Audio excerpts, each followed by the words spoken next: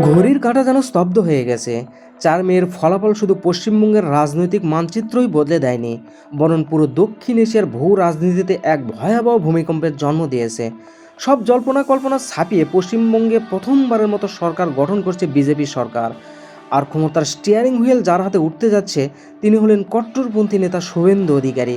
কিন্তু এই বিজয় আনন্দ উৎসবের মাঝখানে সীমান্তের এপারে বাংলাদেশের জন্য বয়ে নিয়ে এসেছে এক চরম দুঃসংবাদ আর অশনির সংকেত। ঢাকার নিরাপত্তা মহলে কেন জারি করা হলো রেড অ্যালার্ট? কেনই বা বাংলাদেশ বর্ডার গার্ড ড্রোন দিয়ে নজরদারি শুরু করলো?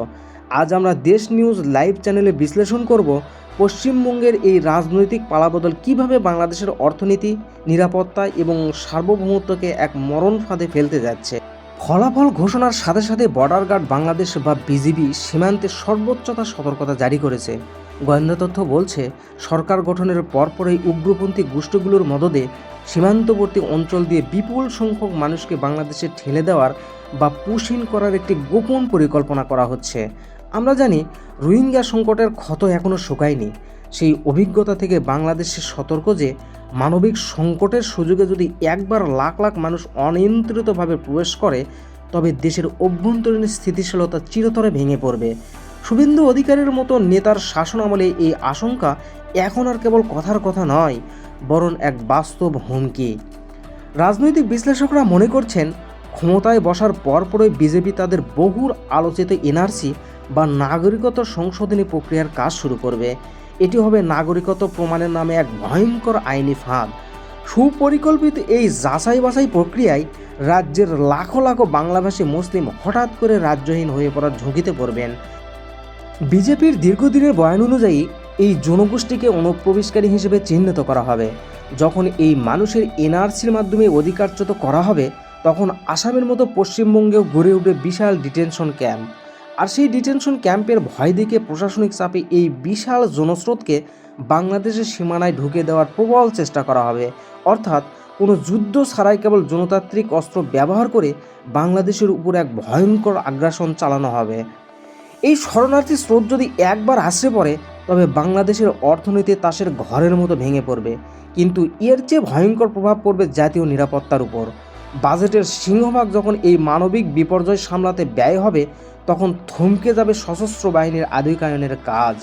বাংলাদেশের যে ফোর্সেস গোল বা দীর্ঘমেয়াদী সামরিক সক্ষমতা গড়ার পরিকল্পনা রয়েছে, তা অর্থের অভাবে অঙ্কুরেই বিনষ্ট হবে।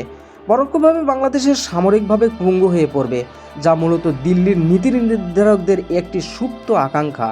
ওদিকে পশ্চিমবঙ্গের ভিতরে শুরু হবে এক নজিরবিহীন সাম্প্রদায়িক মেরুকরণ।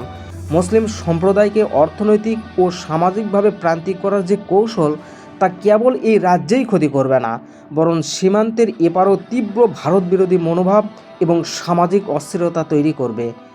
এই সংকটময় মুহূর্তে বাংলাদেশের বর্তমান তারেক রহমান সরকারের সামনে এখন সবচেয়ে বড় অগ্নিপরীক্ষা। দিল্লির এই আগ্রাসী এবং একতরফা আধিপত্যের বিরুদ্ধের হাত থেকে দেশকে বাঁচাতে হলে পররাষ্ট্রনীতিতে আনতে হবে বৈপ্লবিক পরিবর্তন।